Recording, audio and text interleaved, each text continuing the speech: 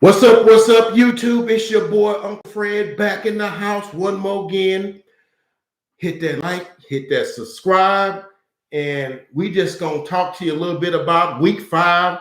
And my goodness, as I told you before, the NFL never disappoints. It's the best entertainment out there, best entertainment value that I found in terms of sporting. If you like sports, the NFL is where it's at. It's high drama, it's suspense, it's action. You get the feeling, as I often say on my videos, that you're gonna see something that you've never seen before. So, and your Uncle Fred, he's here for it. He's here for it all. All right, he's here for all of that and then some. Okay. And the NFL will want me to be a spokesperson for that. And you know how the NBA say NBA is fantastic. I'll be the one chairman. The NFL is fantastic. It's the best thing going in the field of sports, man. Love it, love it, love it, love it, love it. Week 5 was never would not disappoint you. Okay. Now, as far as the pick'ems, I know I said your boy gonna go 13-3. Didn't quite go 13-3. All right. But I did go 12-4. Yes, sir. Your boy went 12-4. And yeah, that'll get you the playoffs right there, boy. That'll get you the playoffs. All right. 12-4. So what we're gonna do is that we're not gonna be too long on our pick'ems. We're just gonna tell you, who we picked. And kind of tell you, shirt don't want to hang right now. That's late in the day, man. Shirt want to go to bed too. But yeah, I'm just gonna tell you the ones I picked. First, I'm gonna tell you the ones I missed on, and then there's about 5-6 games that we gotta talk about. You know what I'm saying? We gotta talk. There's a couple of games we just gotta talk about. Okay. I can't do this show and do it justice and not tell you about some of the stuff I saw this weekend and just give you just a little bit of what Uncle Fred thought. But the games I missed, as I said, I went 12-4. Okay. Mostly I had 2 upsets, and I got one of them and missed the other one. Okay. But I almost got them both. Your boy came this close to going 13-3 like I predicted, but it'll be fine.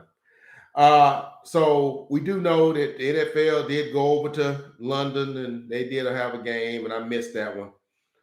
I thought the New York Football Jets would win that game and over the Atlanta Falcons, and I was wrong. Matt Ryan had a great game, and so they were able to win that game minus Calvin Ridley and minus Russell Gage. But yeah, they were able to win that. They did have Cordero Patterson, and he had a good game. And then Zach Wilson. I guess that's kind of the thing with rookie quarterbacks. You're gonna have some great games and some bad games. He was not effective at all. Threw a couple of picks, and he tried to bring them back, but and they cut it to like 10. But Matt Ryan went on a scoring route. I think it was cut it to 7. I believe it was 20-13. But then Matt Ryan went down and scored a late touchdown to give them a 27-20 victory. So. So I missed I got the first game because the first game was Thursday night. I won that one, which I had the Los Angeles Rams, and we already talked about that game.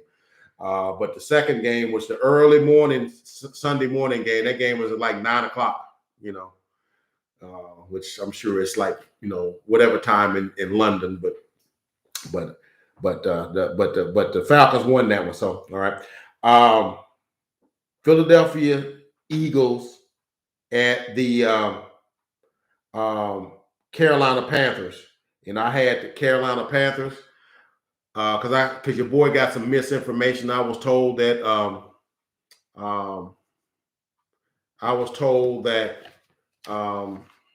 Christian McCaffrey would be back, and he had said he had targeted that game to be back. and Christian McCaffrey didn't play, and Sam Darnold was awful. And the Eagles won 21-15, and Sam Darnold threw 3 picks and was god awful.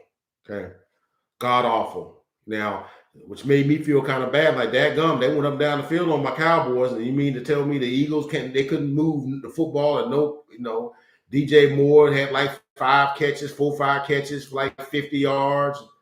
And nobody really, it was really, So yeah, I missed that one. So that's 2 your boy missed, and the upset. Now then we got to talk about. Well, we'll talk about it later. But I missed on the Green Bay Packers, Cincinnati Bengals. I thought the Bengals was going to go get that one to be my upset of the day. And they came this close. We'll talk about that one in a little bit. So those are 3 games I missed. New York Jets, Atlanta Falcons, Philadelphia, Carolina, and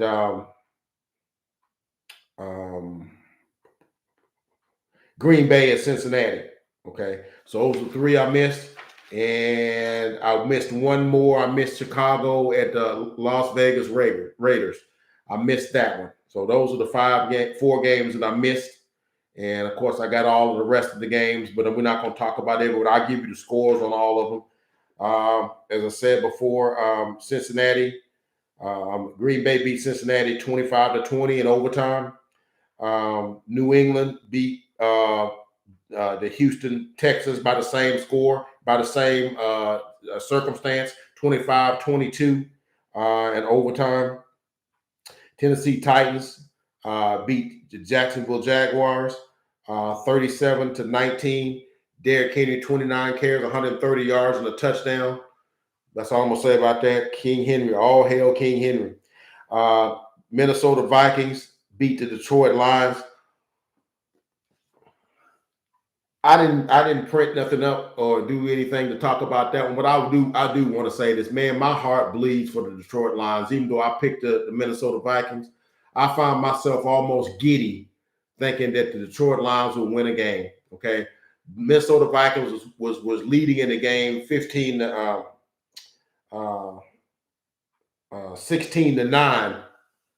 and they were running the clock out, but running back Alexander Madison fumbled the football, and Detroit recovered and drove down and got a field goal, and drove down and got a touchdown by Jamal Williams, who used to play for the Green Bay Packers. Then they went for 2 and got the 2-point conversion. So with about 39 seconds left in the game, the Detroit Lions were leading 17-16. And it was a beautiful sight. Coach Dan Campbell was hugging his players on the sidelines and all that sort of stuff. And I'm like, dang, Detroit might get their first win. Ain't that enough? But in the back of my mind, I'm like, there's 39 seconds left in this game. But Kirk Cousins really hadn't played that well. And Adam Thielen had not caught a pass.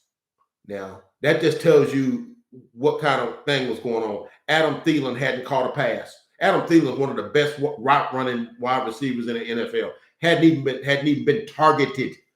Okay. And so when it came down to it, they got the ball on like their 35-yard line. And Kirk Cousins went 19 yards to Adam Thielen and then 21 yards to Adam Thielen. Timeout with 5 seconds left. And they're at like the 39, 40-yard line. And he kicked a 54-yard field goal, Greg Joseph, to break Detroit's heart again. And the coach was on the press conference. He was crying. I kind of felt for him. It's like, man, what do my kids got to do to win a game? Those guys play hard for him. And I felt, even though I picked Minnesota to win, I felt bad that Detroit once again pulled defeat out of the jaws of victory. Sad thing. But Detroit loses again. Minnesota wins 19-17. Okay. Pittsburgh, another one of my upsets I called. Pittsburgh defeated the Denver Broncos 27-19. Your Uncle Fred got okey doked on this one also, because I was told that Drew Lock would be the starting quarterback for the Denver Broncos. Had I known it would be Teddy Bridgewater, I would have picked the Broncos, and I would have been wrong, because Pittsburgh went back to, you know how Ben Roethlisberger had been throwing 55 and 58, 49, 50 passes a game. Ben Roethlisberger was 15 of 25 for 253 and 2 touchdowns and 0 picks. And just in case you need him, University of Alabama, former University of Alabama running back Najee Harris, 23 carries, 122 yards, and a touchdown. Roll Tide, baby. Pittsburgh wins 27-19. Okay. Tampa Bay over Miami, 45-17. New Orleans over Washington, 33-22. As I said, Chicago over Las Vegas, 20-9. That's one I missed. Cleveland and Los Angeles Chargers. Los Angeles Chargers win 47-42. We got to talk about that game. We're going to talk about that one. Arizona Cardinals over the San Francisco 49ers, 17-10. Buffalo over Kansas City Chiefs. Buffalo wins 38-20. We're going to talk about that one. Indianapolis at Baltimore, which was the Monday night game. Baltimore wins 31-25 in overtime. We're going to definitely talk about that one. So let's go back. Okay. First thing we'll talk about. Remember how I often say that the NFL always gives you something that you've not seen before. And that's why I love that's like the gift that keeps on giving. All right. You think you've seen it all. And I've been around 40 years. And I'm telling you, 40 some odd years watching football. I've been around longer than 40 years, but I wasn't watching football coming out of the womb. But when I was 11 or 12, I started watching football, and about 15 before I really started to understand the game for what it really was and all that kind of stuff and all the ebbs and flows and that sort of thing. So I've been watching and understanding football about 40 years. Okay. It's always something I ain't never seen before. First of all, Green Bay wins 25-22 in overtime. But oh my gosh, Green Bay, you were lucky to win this one. Okay. Aaron Rodgers, he does what he always does. He 27-39, 344, and 2 touchdowns, 1 pick. There were a couple of big time passes he threw to Devontae Adams, where gosh, he couldn't have not done anything more than handed that ball to him. 50 yards down the field, and he's running ball just like it fall. If he was blindfolded, he would have caught that ball. That's how well thrown a couple of those balls were. And Devontae Adams, 11 catches, 206 yards, and a touchdown. Okay. And so, but it was a tight game. It was like 14, 13, 14, 12 and whatnot. The score was kind of weird. Then it was 22-22 for a long time, and then it got to the fourth quarter. And don't get me wrong, the Bengals they played well. Okay, they played well. All right. Joe Burrow, he fought gamely. But it ended up, I think he threw for like 285, 290 yards, a couple of touchdowns, one to Jamar Chase, where he came out of the pocket and threw a rocket, and Jamar Chase completed it for like a 58-yard touchdown catch. And but it was 22-22. And well, first of all, what's my man's name? Evan McPherson. He misses a field goal that could have given. Well, first of all, Green Bay intercepted Joe Burrow. Okay, and that allowed Green Bay to kick a field goal. Mason Crosby missed the field goal.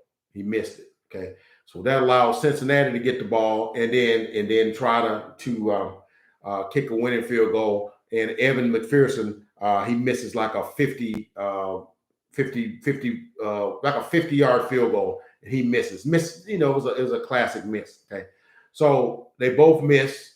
I think I had it in reverse order. I think Mcpherson missed the first one, and then they intercept Joe Burrow, and Green Bay has a chance to kick one with zeros. I think it was like a 49-yarder, and Mason Crosby missed it. That's what happened. So they go to overtime. Okay, and Packers have a chance to miss another field goal, and Crosby misses 2 field goals in overtime. Okay, misses like a 40-yarder and like a 49-yarder. Okay, and then Evan Mcpherson also misses a 49-yard field goal, which is it's the craziest thing because he kicked it, and the trajectory in which he kicked it, it looked as though he made it. Because I even said, "Whoa, Cincinnati won it." But then if you watch the video, you see the ball just kind of ease over the right crossbar. And now one of them that he hit in the tried to hit in the fourth quarter, hit the right cross upright. This one went and grazed the left crossbar, but it looked like it went through. And so it was funny because the kicker, Mcpherson, jumped up into the holder's arms like he won, like, yeah, we won. And then he got down and he looked around and he's like, what? Wait, what? I missed? And he missed. And of course, now Green Bay got the ball and they drove, and they gave Aaron Rodgers, they sacked him on a play and giving him a third and like 17 at like, midfield. And I'm thinking if you just stop them, get the ball back, maybe you got a chance to get you a field goal and whatnot. And Aaron Rodgers put one right in Devontae Adams' breadbasket, and right at the first down marker, but it was a yard short. So it ended up being a 49-yard field goal, and he kicked it, and he made it. But never in the history of the NFL, for the last 2 minutes and 52 seconds of the end of the game and overtime, has you ever seen 5 missed field goals. Okay, 3 by Mason Crosby and 2 by Evan Mcpherson. 5 missed field goals in a game in the last 2 minutes and some change in the fourth quarter and into overtime. 5 missed field goals. And you see Mason Crosby on the sideline take it down. I said, "Oh, Mason Crosby's got gray hair." And I thought to myself, I said, "Yeah, but I bet his hair was black at the beginning of the game. It got gray because he kept missing them field goals. Aaron Rodgers is going to get me shipped out of here." But Green Bay wins it 25-22. And they win that game. And Uncle Fred was bummed because I picked the Green Bay Packers. I picked the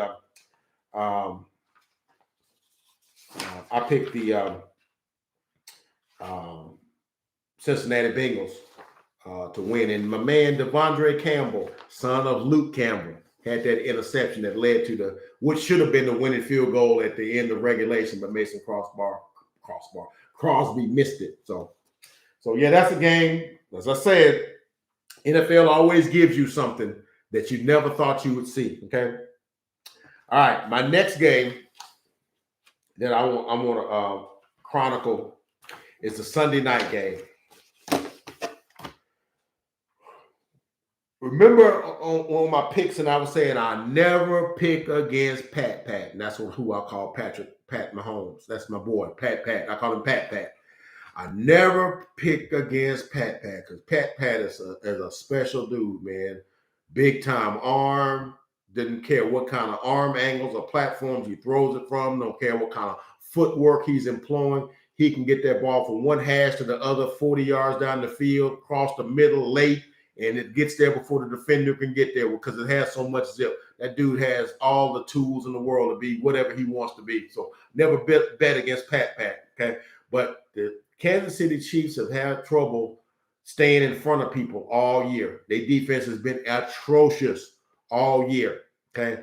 And I know that I was late to the Buffalo Bills and the Josh Allen party, but I'm officially an invite now. I'm in the door now. I'm now a card carrying member. All right. And I thought when I made the pick on Friday, was it Friday? That I made this pick that I would love to think that the Chiefs could win this. I said, but the defense, I don't think they can. I don't think he has scored enough points to win this game. I just don't think they can stop anybody. And it would be different if they playing some inept offense, but Josh Allen is like tearing up things. And their offense is like, unstoppable. And so I'm like, I just don't think they can beat them. Even though I was like, man, I hope I'm wrong about this. And I hope Patrick Mahomes comes through and has a game of his life, 500 yards, 5 touchdowns, no interceptions. They win 44-14 or something like that. But it was a rain delay and thunderstorms and stuff, and that delayed the game for about an hour. So it was late ending and whatnot. But the Buffalo Bills won 38-20. Boy, I got to tell you, that Josh Allen ain't nothing to play with, man. I'm on board. I was late to the party. I wasn't trying to get house, man. Because really, when he came in the league, he's a big, strong dude. Wasn't accurate. Couldn't hit the broadside of a barn with a bass fiddle. That's what folks used to tell me back in the day. Like, okay, that just means he couldn't hit water. He couldn't hit water jumping into out the boat. He couldn't hit water. He was inaccurate. But somehow he found his accurate gene or what have you. So they've been noticing that he started to become better and better at throwing, at being accurate. Okay, and once it was thought to be he was not good against zone defenses. He didn't know how to lead guys into the right zones and stuff. Now, against man to man, he was lights out because you just throw it to the area where the guys got the guy beat at.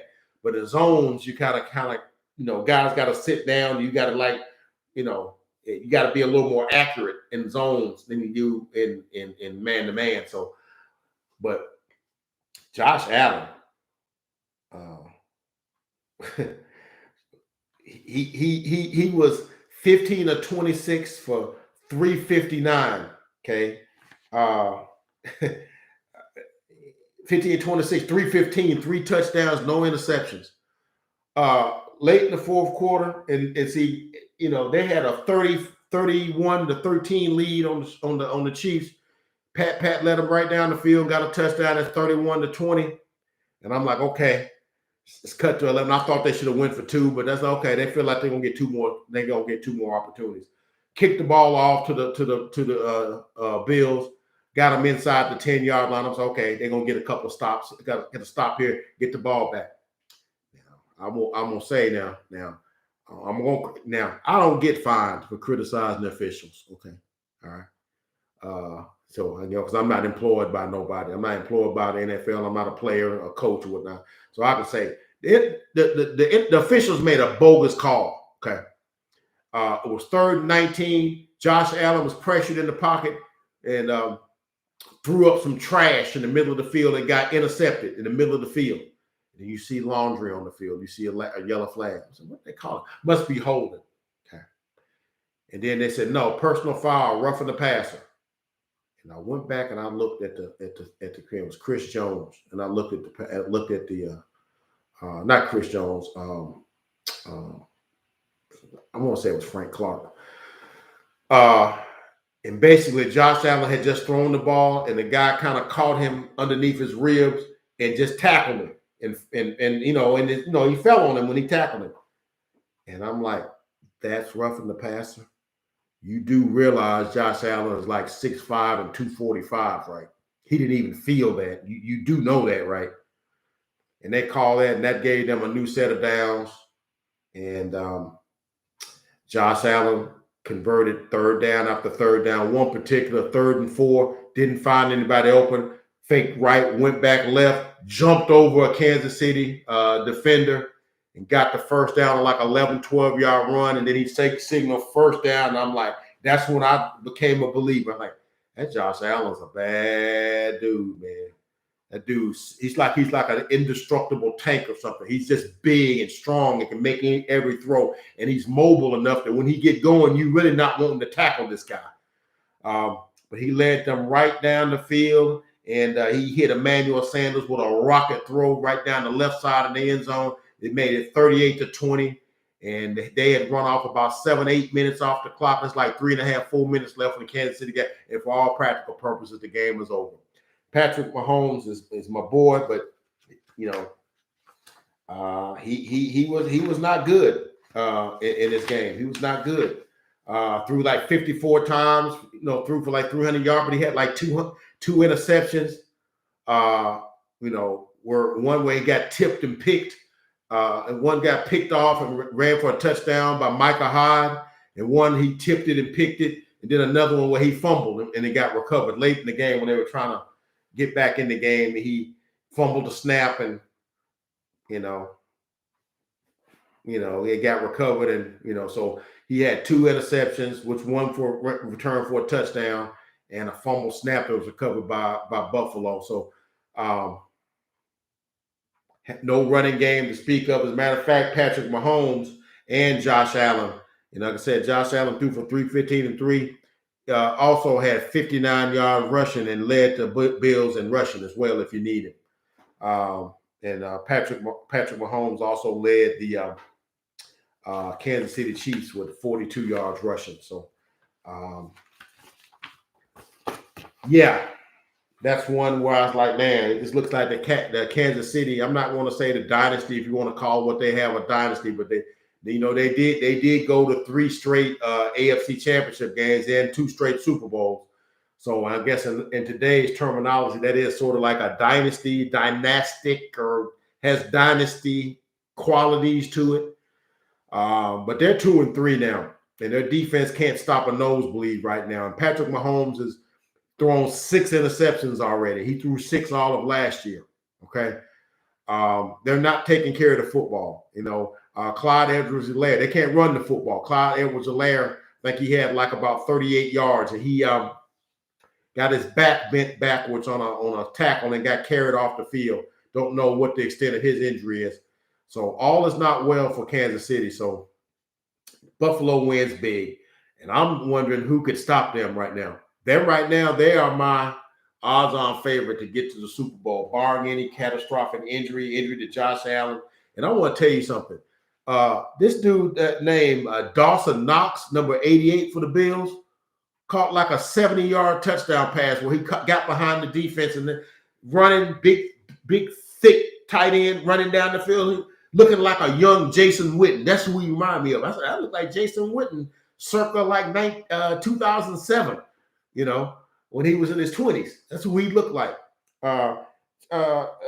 This Dawson Knox had 3 catches for 117 yards and a touchdown. Got enough running.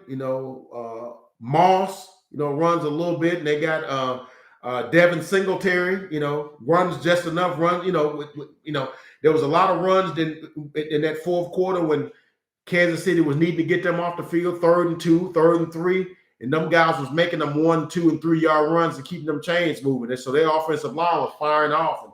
And that's a demoralizing thing when a team knows you're going to run. They got 8 and 9 guys on the line of scrimmage. You can still squeeze out 3 and 4 yards and convert third downs. That's just a demoralizing feeling right now. So Kansas City got a lot of things that they got to work on. They're scratching their head about. They got to, I don't know what's going to happen going forward, but they're just not the same team that they are. And I just don't know if they're going to catch Los Angeles in that division. Because I don't know. They played the Washington football team Sunday.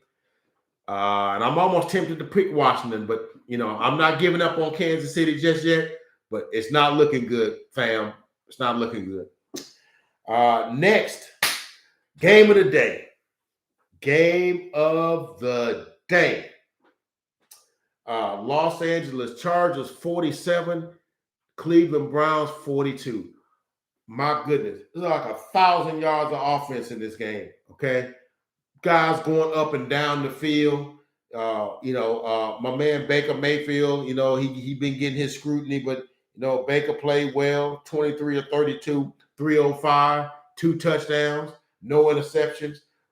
David Njoku, 7 catches, 149 yards, including like a 65-yard touchdown, where I didn't see a Los Angeles Charger defender in sight. Now, this game also was, like I said, it was like 40 points scored in the fourth quarter between both teams. I ain't never seen nothing like that before. It's like 40 points scored and 41 points scored in the fourth quarter. up and down the field. Now, this is like a PlayStation game or a Xbox Madden game where nobody plays defense. They're just going up and down the field, up and down the field. So Cleveland, man, ran the ball down their throats too. Nick Chubb, 21 carries, 161 yards and a touchdown. Kareem Hunt, 12 carries, 61 yards and 2 touchdowns. Cleveland gave them all they could handle, okay? Up and down the field, 2-point conversions, and all that stuff in the fourth quarter. It was just going back and forth, okay? That's a game you would want to sit back. Remember that game on Monday Night Football about 3 years ago? It was Kansas City and the Los Angeles Rams. It was like that game. What was that, 54-51 or something like that? It was like that game. And let me give you some numbers to let you know what I'm talking about here, okay? Wow. There's some numbers. I got some numbers here. Because I know my man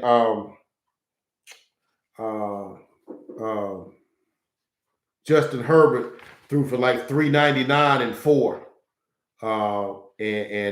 Including,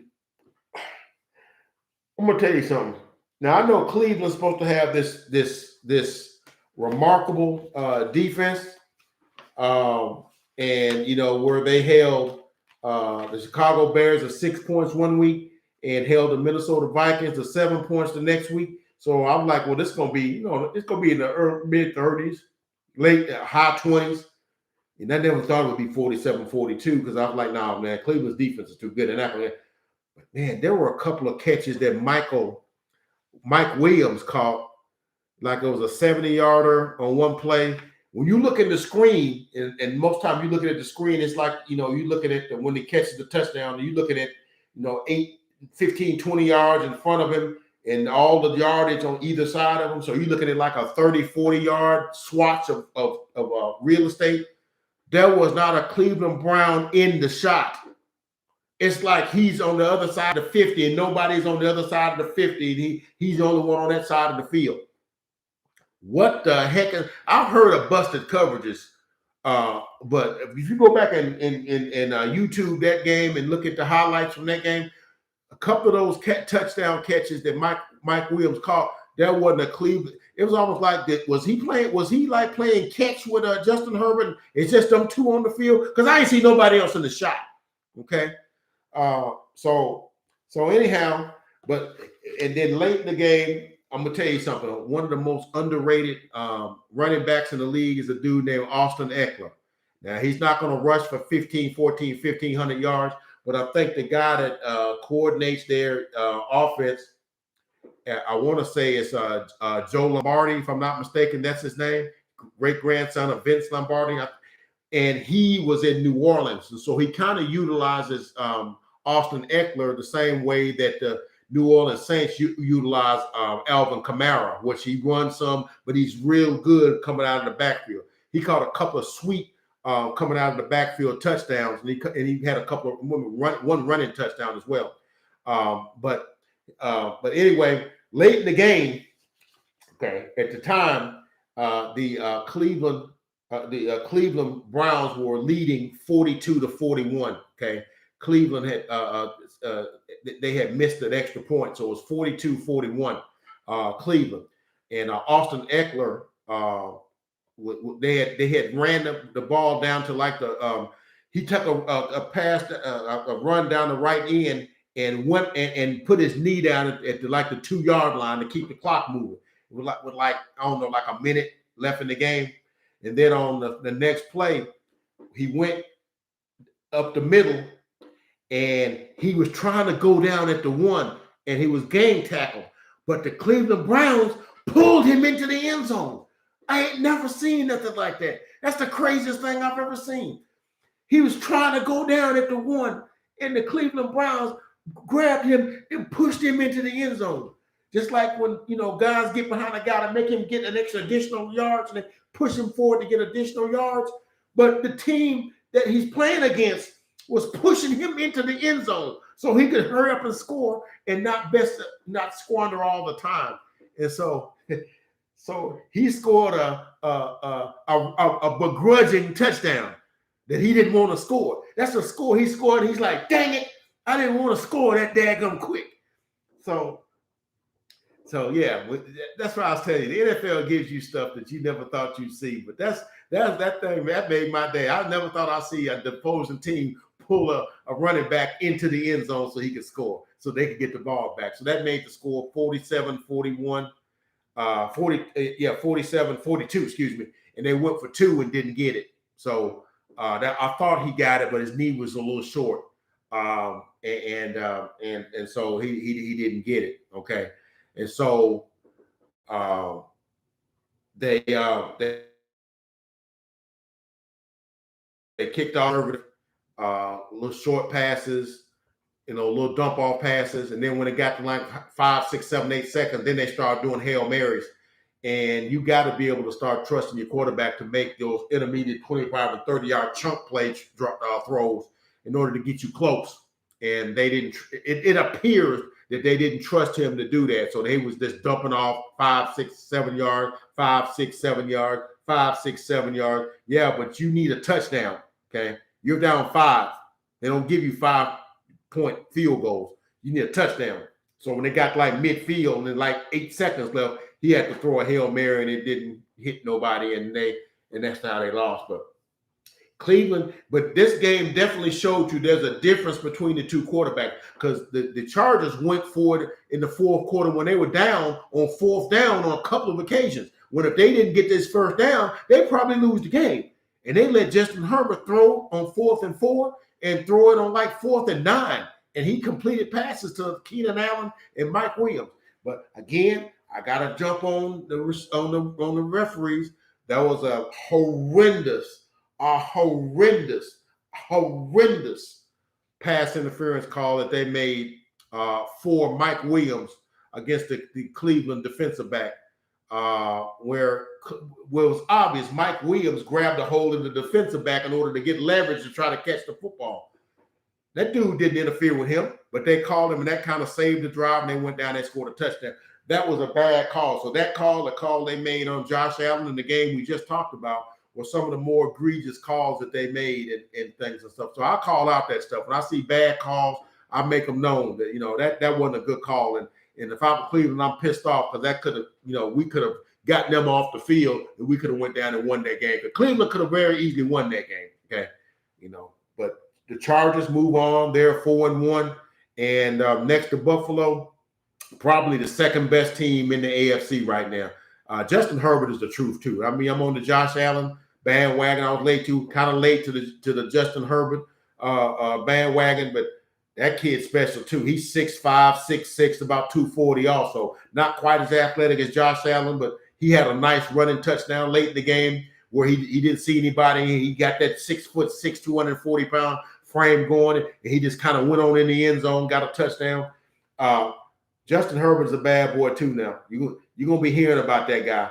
Only in his second year, that dude only got better, only going to get better. He's got like 11 300-yard passing games with no interceptions. Okay. It's a bad dude. So Los Angeles Chargers win that game 47-42. They're 4-1, and the Cleveland Browns are 3-2. But they're still at the top of the AFC Central, along with Baltimore. No, because Baltimore's 4-1, but they're in second place with Cleveland and Cincinnati, who are both 3-2. Since in the Pittsburgh is in the basement of 2-3, but only a game out of second place. Okay, this one game, just wanted to. It's sort of like an update game, because we know the Arizona Cardinals improved to 5-0 as they beat the San Francisco 49ers 17-10. Of note in this game,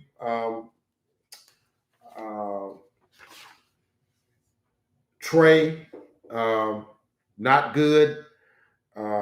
Trey Lance was 15-29 for like 100 and. I'm gonna get my papers together here.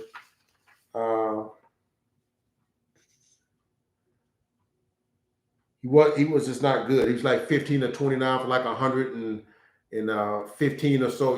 Yeah, 15 to 29 for 192 yards, no touchdown and an interception. Sometimes I can't find the things on the paper, but yeah, he was not effective at all, and that's going to be a work in progress. And then, well, of course, now my man Kyla Murray, he had a pedestrian game, had a nice touchdown pass to Hopkins, where he outfought the defensive back and got the touchdown, but they win 17-10. Kyla Murray suffered a shoulder injury late in the game.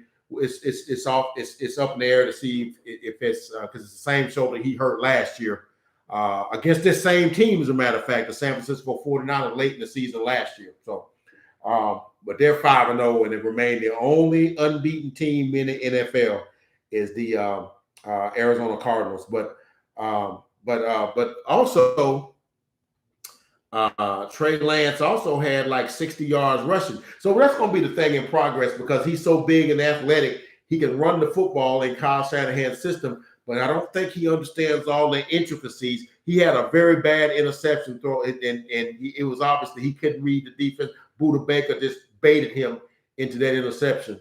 Buda Baker, the all-pro safety from the Cardinals, one of the best defensive backs in the NFL, I might add. Buda Baker's a bad dude, man. Don't throw late over the middle to in Buda Baker's area because he will pick that off. Okay, and if you catch it in his area, he will blast you. No, Buda Baker's not to be messed with. But the intricacy of the passing game and the sophistication difference between it and the lower level college where he was at North Dakota State, he's going to have to learn that. Certainly, the guy has all the raw skills in the world. He reminds me of maybe like a Josh Allen, big, strong kid, can throw it through the side of a building, got that kind of arm strength, better mobility than Josh Allen because he's got speed.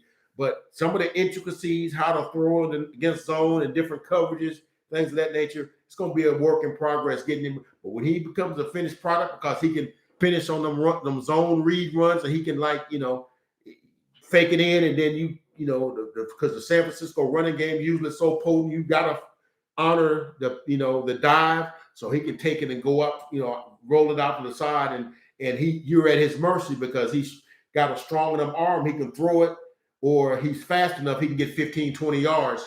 So it's just gonna be a work in progress. And but anyway, that's one of the rookies. He was the last of the rookies to start. Okay.